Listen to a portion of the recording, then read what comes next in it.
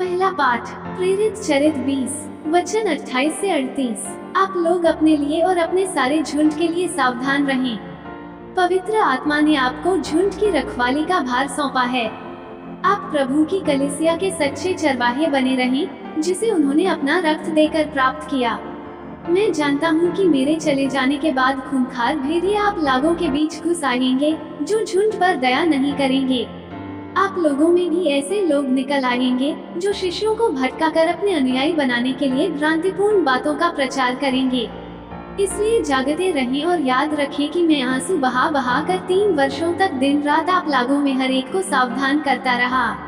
अब मैं आप लोगों को ईश्वर को सौंपता हूँ तथा उसकी अनुग्रहपूर्ण शिक्षा को, जो आपका निर्माण करने तथा सब संतों के साथ आपको विरासत दिलाने में समर्थ है। मैंने कभी किसी की चांदी, सोना अथवा वस्त्र नहीं चाहा। आप लोग जानते हैं कि मैंने अपनी और अपने साथियों की आवश्यकताएं पूरी करने के लिए अपने इन हाथों से काम किया। मैंने आपको दिखाया कि इस प्रकार परिश्रम करते हुए हमें दुर्बलों की सहायता करनी और प्रभु ईसा का कथन स्मरण रखना चाहिए कि लेने की उपेक्षा देना अधिक सुखद है।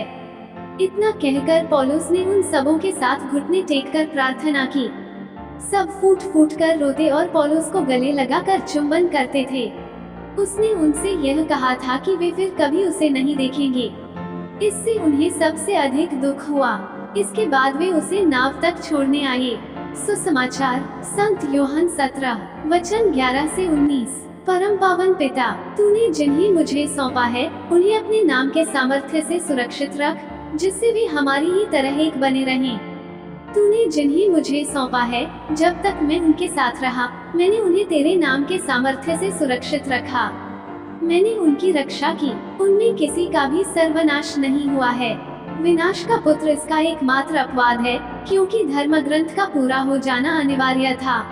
अब मैं तेरे पास आ रहा हूँ। जब तक मैं संसार में हूँ, ये सब कह रहा हूँ जिससे उन्हें मेरा आनंद पूर्ण रूप से प्राप्त हो। मैंने उन्हें तेरी शिक्षा प्रदान की है। संसार ने उनसे बैर किया, क्योंकि जिस तरह मैं संसार का नहीं हूँ, उसी तरह वे भी संसार के नहीं हैं। मैं यह नहीं मानता कि तू उन्हें संसार से उठा ले, बल्कि यह कि तू उन्हें बुराई से बचा। वे संसार के नहीं है, जिस तरह मैं भी संसार का नहीं हूँ। तू सत्य की सेवा में उन्हें समर्पित कर। तेरी शिक्षा ही सत्य है। जिस तरह तूने मुझे संसार में भेजा है, उसी तरह मैंने भी उन्हें संसार में भेजा है। मैं उनके लिए अपने को समर्पित करता हूँ, जिससे वे भी सत्य की सेवा में समर्पित हो जाएं। मनन चिंतन। प्रभु यीशु ने पिता से प्रार्थना की कि वह अपने शिष्यों को संसार की शत्रुता से बचाए और संभाले रखे।